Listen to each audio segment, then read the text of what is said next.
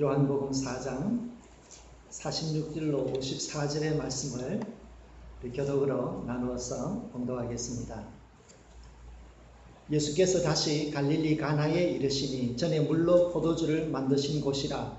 왕의 신하가 있어 그의 아들이 가브나움에서 병들었더니 그가 예수께서 그대로부터 갈릴리로 오셨다는 것을 듣고 가서 청하되 내려오셔서 내 아들의 병을 고쳐주소서 하니 그가 거의 죽게 되었습니다. 예수께서 이르시되 너희는 표적과 기사를 보지 못하면 도무지 믿지 아니하리라. 신하가 이르되 주여 내 아이가 죽기 전에 내려오셔서 예수께서 이르시되 가라 내 아들이 살아있다 하시니 그 사람이 예수께서 하신 말씀을 믿고 가더니 내려가는 길에서 그 종들이 오다가 만나서 아이가 살아있다 하거늘 그 낫기 시작한 때를 물은적 어제 7시에 열기가 떨어졌나이다 하는지라. 그의 아버지가 예수께서 내 아들이 살아있다 말씀하신 그때인 줄 알고 자기와 그 온 집안이 다 믿으니라. 이것은 예수께서 유대에서 갈릴리로 오신 후에 행하신 두 번째 표적이니라. 아멘. 제가 뉴브룬즈윅 테올로지컬 세미너리에 다닐 때 여름 방학 중에 파타임 잡을 할 일이 있었는데요. 건설업을 하시는 분을 제가 따라다니면서 그 카펜터 헬프를 했었습니다. 한국말로 하면 노가다, 영어로 하면 카펜트리 잡을 제가 했습니다. 그런데 태판치 브릿지 넘어가가지고 그 베어 마운틴 어간에 있는 굉장히 부자 집에 가서 제가 이제 일을 돕게 되었는데 그 파이어플레이스를 만들고 그 위에 파이어플레이스 위로 이렇게 벽이 쫙 올라가잖아요. 그 벽을 돌로 이렇게 채워서 장식을 하는 일을 제가 한 적이 있었습니다. 그 돌도 진짜 돌이 아니라 이제 아티피셜 락이 오거든요. 그럼 그걸 열어가지고 크고 작은 사이즈들을 이렇게 잘 얼기설기해서 그 벽까지 쫙 올라가도록 이렇게 예쁘게 만드는 일입니다. 근데 큰 돌들을 이렇게 박스 하나를 풀면 큰 돌 몇 개, 작은 돌 몇 개 이렇게 있는데 이제 큰 돌만 하면은 이게 금방 올라가잖아요. 그런데 큰 돌은 그 돌 자체가 크니까 큰 돌과 큰 돌이 모이면 그 사이의 갭이 굉장히 크잖아요. 그래서 큰 돌만 가지고는 이 그 벽이 예쁘게 완성이 되지 않아요. 그래서 우선 아웃사이드에는 큰 거를 딱 놓고 중간중간에 작은 돌들을, 중간 사이즈 돌들을 적당히 끼워 넣어가지고 이렇게 전체적으로 위로 쫙 올라갑니다. 그리고 이제 그 사이에 이제 갭들이 생긴 것이 떨어지지 말라고 시멘을 이렇게 일일이 그 돌 사이를 탁 끼웁니다. 근데 여러분 시멘이 굉장히 독하잖아요. 그래서 이제 시멘으로 이렇게 1시간 반, 2시간 작업하면은 손가락에 구멍이 숭숭 생겨요. 조그마한 구멍들이 생겨. 그러면 이제 다시 손을 씻고 또 작업을 하고 그렇게 해가지고 이제 드디어 그걸 완성을 했어요. 보니까 초보잖아요. 처음 해보는 일인데도 제가 해놓고 보니까 왜 그래 멋있는지 야 멋있다 하는 생각이 들더라고요. 여러분 뭔가 이 튼튼한 벽을 세우려고 하면 큰 돌만 가지고는 안 되거든요. 큰 게 있으면 작은 것도 있어야 되고 큰 것과 작은 것이 어우러져야지만이 아주 튼튼한 성벽을 세울 수 있습니다. 여러분 우리가 인생을 살아가면서 있어서 우리의 삶에 여러 가지 자원들이 있을 수 있습니다. 비유를 하자면 우리에게 행복하고 즐겁고 굉장히 의미 있는 그런 것을 우리는 아주 큰 돌에 비유 한번 해보십시다. 반대로 우리에게 굉장히 부정적이고 좀 잊어버리고 싶고 좀 부끄럽고 내가 그때 왜 그랬나 이런 실수를 한탄하는 그런 일들을 아주 작은 돌에 한번 비유해 보십시다. 우리가 이 긍정적인 큰 돌을 가지고 우리의 성벽을 쌓을 때에 큰 것만 있다면 사실은 그 속에 구멍이 숭숭 나가지고 아마 잘 무너지거나 아마 안을 휘황하게 들여다볼 수 있는 그래서 적을 막을 수 없는 그런 성벽이 될 수 있을지 모르겠습니다. 반면에 너무 작은 돌들로만 우리가 이렇게 벽을 쌓는다 그러면 너무 작으니까 고생을 너무너무 많이 해야 되겠죠. 그리고 작은 돌에 집중하다 보면 큰 것을 볼 수 없기 때문에 아마 그 벽은 틀림없이 한쪽으로 기울어져 있을 거예요. 그러면 스스로의 무게 때문에 넘어질 수밖에 없습니다. 우리에게 있어서 긍정적이고 부정적인 삶의 재원들을 가지고 우리가 반듯하게 세워나가려고 하면 우리가 긍정적인 경험도 받아들여야 되고 부정적인 경험도 받아들이면서 우리의 삶을 건강하게 세워나갈 것입니다. 여러분, 이것을 우리가 믿음에 한번 비유해 볼까요? 우리가 믿음에 있어서 언제나 예수님을 믿을 때에 모든 것이 잘 된다, 축복받는다, 해결될 것이다 라고 하는 그런 종류의 믿음만 가지고 있다라고 생각해 보고, 참 감사하게도 그런 경험만 있다고 생각해 보십시다. 너무 감사하잖아요? 항상 잘 되니까 너무 감사하지. 그런데 거기 위해서 지금처럼 경기가 안 돼서 아무리 노력해도 개인이 뛰어넘을 수 없는 그 큰 흐름을 우리가 벗어날 수 없을 때 우리가 가지는 절망감들, 어려움들, 기도하고 애쓰지만 되지 않는 그 자리에 맴도는 그것들, 이 부정적인 경험들만 우리 신앙에 있다고 보십시오. 우리가 이것들 속에서 우리가 그러한 경험의 삶의 자원들을 뒤에 딱 놓고 오늘 나의 신앙을 쌓아가고 나의 삶을 쌓아갈 때에 어떤 종류의 재료를 쓰느냐라고 하는 것은 전적으로 우리 자신의 몫입니다. 우리의 인격과 가치에 의하여 우리는 그것들을 취사 선택해서 쓸 것입니다. 그러므로 여러분, 우리가 어떤 가치관을 가지고 어떤 믿음을 가지고 살아가느냐는 것은 우리가 어떤 좋은 재료가 있느냐 안 좋은 재료가 있느냐는 것보다 사실은 그것이 더 중요한 것입니다. 오늘 우리는 본문 속에서 자기의 삶 속에 가장 부정적인 경험이 있는 그때에, 가장 절망스러운 그때에 그 삶의 절망적인 상황을 예수를 통하여 축제가 있는 삶으로 바꾼 한 사람을 만나게 됩니다. 여러분, 요즘처럼 전 세계적으로 경기도 안 좋을 뿐만 아니라 정치적으로도 우스순하고 경제적으로도 혼돈스럽고, 그래서 지금은 심지어 민주주의, 자유민주주의와 시장경제가 그것이 이제 더 이상 우리 시대의 정도가 될 수 없다라고 하는 논의들이 이제 눈에 들어오기 시작했습니다. 무엇을 얘기합니까? 지금은 우리의 가치관이 바뀔 뿐만 아니라 모든 정치적인 시스템 자체가 바뀌고 문화가 바뀌고 있다는 것을 얘기합니다. 그런 때에 우리의 삶을 건강하게 세워나가고 우리의 신앙을 건강하게 붙들려고 하면 어떻게 해야 될까? 우리는 오늘 본문의 말씀을 통해서 우리의 삶의 자원들, 신앙의 자원들을 선용할 수 있는 지혜를 배울 수 있기를 부탁드립니다. 오늘 본문에 보게 되면 삶의 가장 어려운 순간을 축제가 있는 순간으로 바꾼 한 사람을 소개하고 있습니다. 성경에는 왕의 신하다 이렇게 얘기합니다. 그의 집은 가버나움에 있었는데 가버나움에서 자기의 아들이 죽어가는 것을 보고 있었습니다. 그런데 어느 날 이야기를 듣습니다. 저 멀리 갈릴리 북쪽 갈릴리 가나라고 하는 곳에 예수님께서 물로 포도주를 만든 사건을 이야기를 듣게 되었습니다. 이 사람은 자기 자신의 가장 암울한 그때 사랑하고 눈에 넣어도 아프지 않은 이 외아들이 죽어가는 것을 볼 수 없어서 그에게는 예수님을 붙들고 욕망을 가지게 되었습니다. 내가 이 예수님을 붙들어서 내 아이를 살려야지. 내가 이 예수님을 데리고 와서 이 아들을 살려놓고야 말겠다. 불타는 열망을 가지고 가게 되었습니다.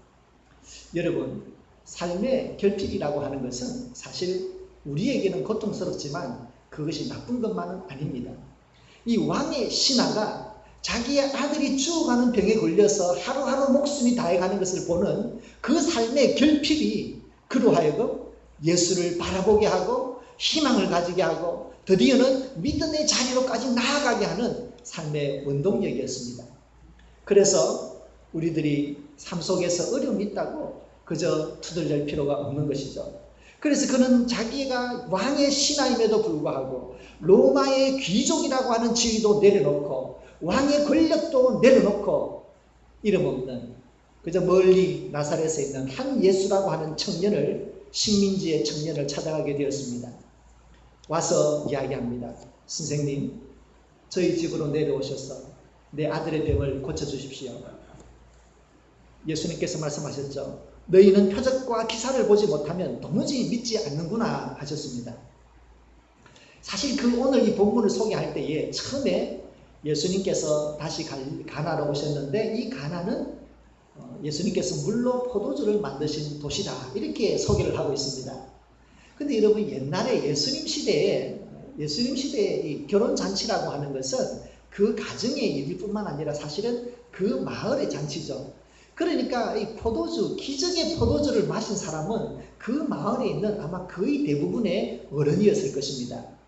그럼에도 불구하고 그들이 그 포도주를 마시고 야 신기하다, 너무 멋있다, 맛있다 이런 아주 감각적인 경험을 뛰어넘어서 이것을 우리에게 주시는 예수님은 누구인가? 예수님은 누구이길래 우리 가운데서 이렇게 맹숭맹숭한 인생을 포도주로 바꿀 수 있는 그런 영적인 메시지를 주시는 분인가? 라고 하는 믿음의 눈을 보고 예수님을 바라본 사람이 없었던 것입니다. 그래서 예수님께서는 사람들이 언제나 기적에만 포커스를 맞추고 있다고 말씀하시는 것이죠.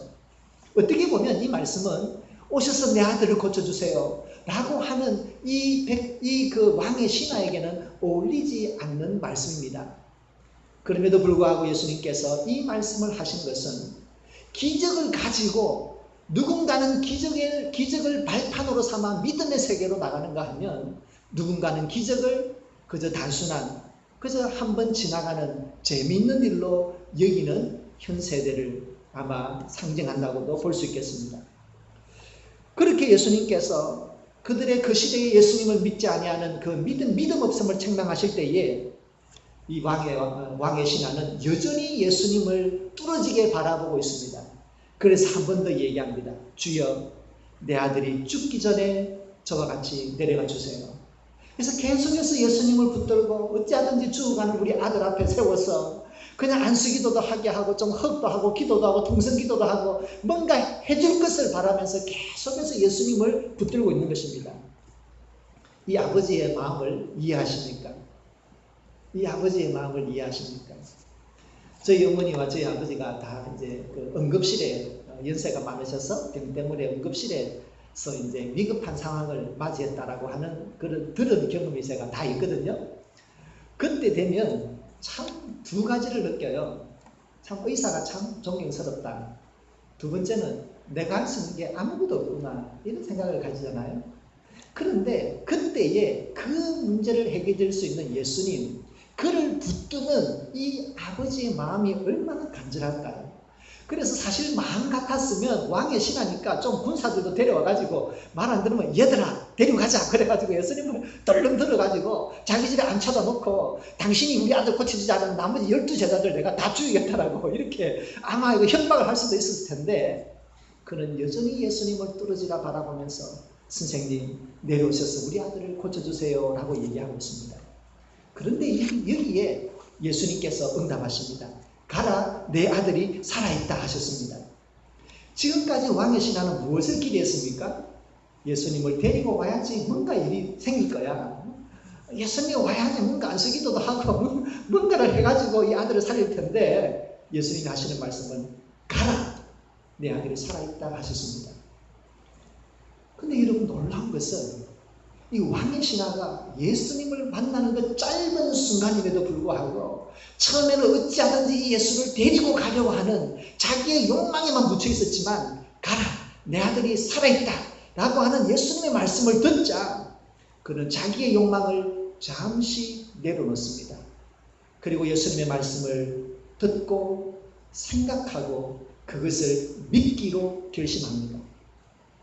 그리고 그는 그 말씀대로 자기 아들이 살아있다라고 하는 그것을 확인하기 위해서 그는 예수님을 두고 홀로 집으로 내려가게 됩니다. 성경에 보면 이렇게 기록하고 있어요. 그 사람이 예수께서 하신 말씀을 믿고 가더니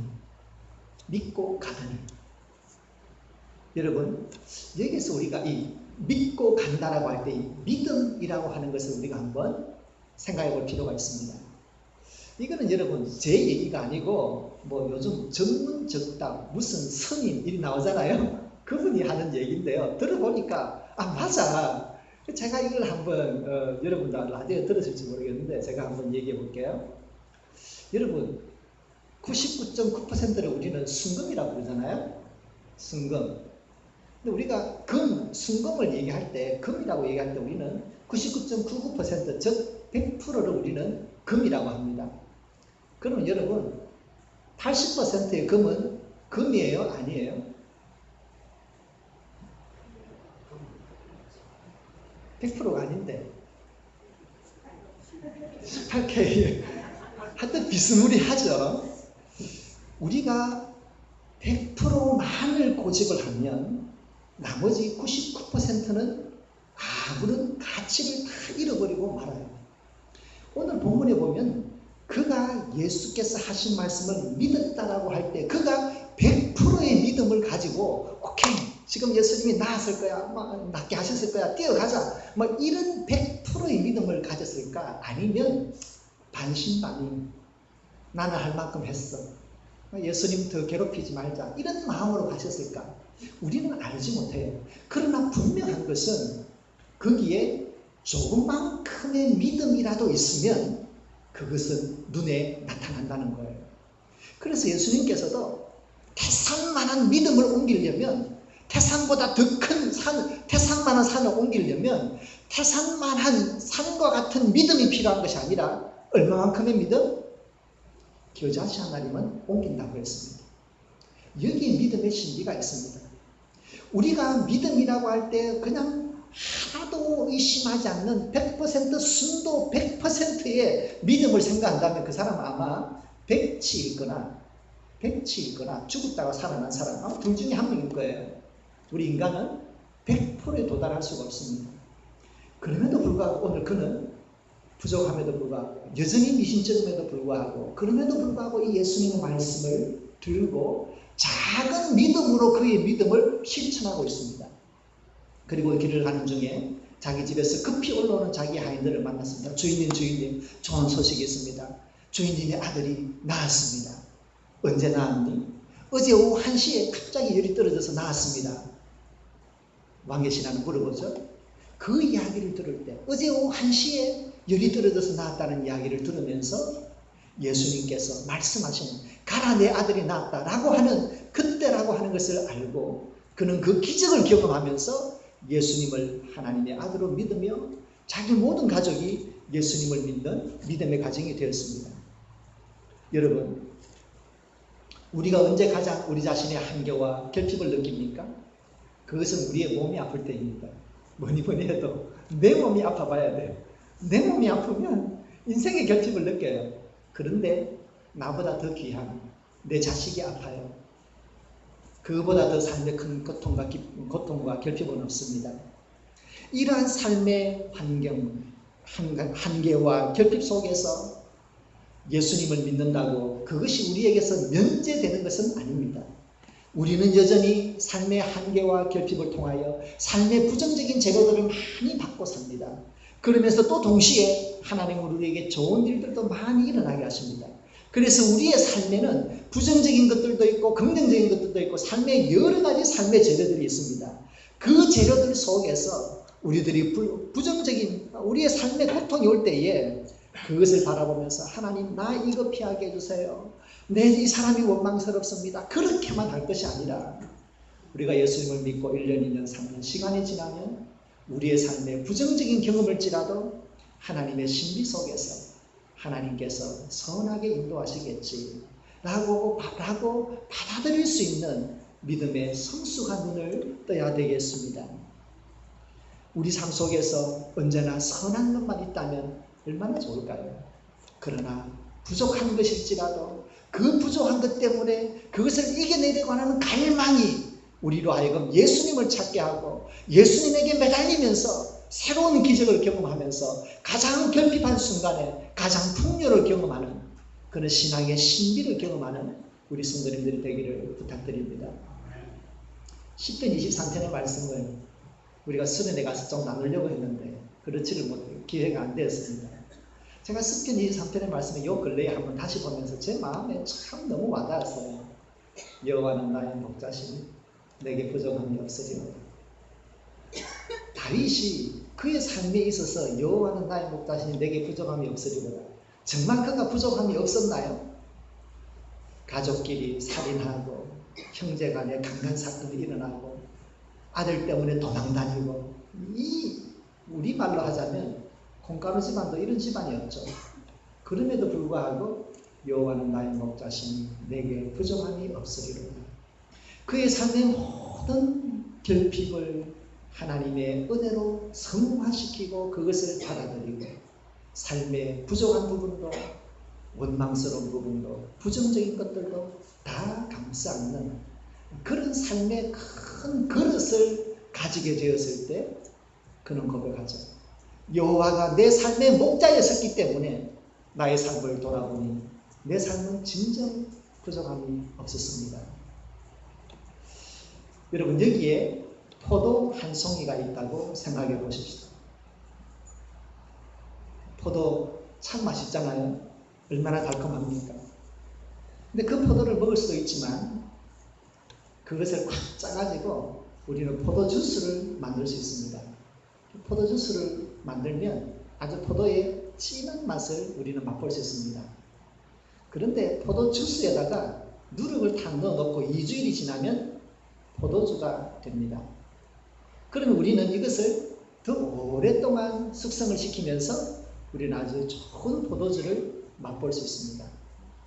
우리가 우리의 삶의 자원을 그저 포도처럼 그때그때 즉흥적인 반응을 하면서 받아들일지, 아니면 한번 걸러내어서 그 속에 있는 인생의 진리를 캐어내는 그런 포도즙을 만들어내는 그런 성찰의 과정을 거치면서 우리의 삶을 바라볼지, 아니면 거기에서 한 걸음 더 뛰어넘어서 우리 인생 전체를 보면서 오늘의 이 사건이 내 삶에 어떤 선한 디딤돌이 될지를 생각할지는 우리 자신의 몫입니다. 그런데 여러분, 저 포도주를 그냥 마시지 아니하고 성찬식 때 성찬의 포도주로 썼다고 생각해 보십시오. 그것은 또 다른 차원에 있어서의 변화입니다. 포도가 포도즙으로 되는 우리는 물리적인 변화라고 할 수 있죠. 그리고 포도주스가 포도주가 되는 것은 화학적 변화입니다. 그런데 그 포도주를 성찬을 할 때 서로 나누면서 주 예수님의 언약의 피를 상징하는 것으로 믿고 받아들이면 거기에는 영적이고 거룩한 변화가 일어나는 것입니다. 우리의 삶의 자원을 어떻게 활용할지는 우리에게 달려 있습니다. 오늘 왕의 신앙은 삶의 가장 부정적인 삶의 재료를 가지고 예수님을 통하여 삶을 축제로 만들어 놓은 믿음의 표본이 되고 있습니다. 여러분, 삶 속에서 어떤 삶의 경험들을 가지고 계십니까? 포도주가 성찬의 포도주가 되듯이 우리의 모든 삶의 경험들이 우리의 믿음 안에서 하나님의 지혜와 섭리 속에서 우리를 정말 순수한 하나님의 백성으로 만드는 그런 거룩한 역사가 우리 성도님들에게 다 일어나기를 바랍니다. 마지막으로 그런 변화를 생각해서 베드로 사도가 우리에게 주시는 말씀이 있습니다. 사람들이 목이 잘려나가고 사자의 밥이 되는 그 극한의 상황 속에서 사도 베드로는 우리에게 권면합니다. 6절 7절 같이 읽겠습니다. 그러므로 하나님의 능하신 손 아래서 겸손하라. 때가 되면 너희를 높이시리라. 너희 염려를 다 주께 맡기라. 이는 그가 너희를 돌보십니다. 10절 같이 있습니다. 모든 은혜의 하나님 곧 그리스도 안에서 너희를 부르사 자기의 영원한 영광에 들어가게 하시니가 잠깐 고난을 당한 너희를 친히 온전하게 하시며 굳건하게 하시며 강하게 하시며 틀을 견고하게 하시리라. 아멘. 기도드리겠습니다. 하나님 아버지, 나의 원문이 15년 전에 있었습니다. 그리고 그 이후로 지금까지 테러가 계속되어지고 있고 국제적인 전쟁이 일어나고 있고 수많은 전쟁과 심지어는 환부리가 자기 나라의 백성들에게 뿌려지고 있는 혼돈의 시대에 살아가고 있습니다. 하나님 아버지, 이 속에서 우리는 그저 우리가 사는 것만 걱정하며 살아오는 그런 마음 좁은 사람으로 지내왔는지 우리 자신을 돌아보게 됩니다. 하나님 아버지, 도와주십시오. 우리의 삶 속에 수많은 삶의 경험들을 통하여 그것을 통하여 믿음의 발판으로 삼게 하시고 주님에게 나아가는 믿음의 사람들 되게 하여 주시기를 간절히 바랍니다.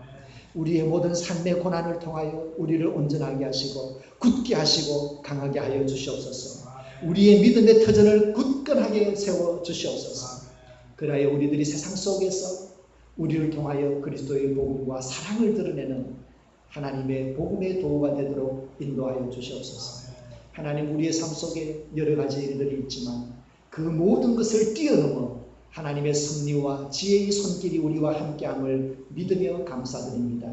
주님 우리를 사용하여 주시옵소서. 예수님 이름으로 기도드립니다. 아멘.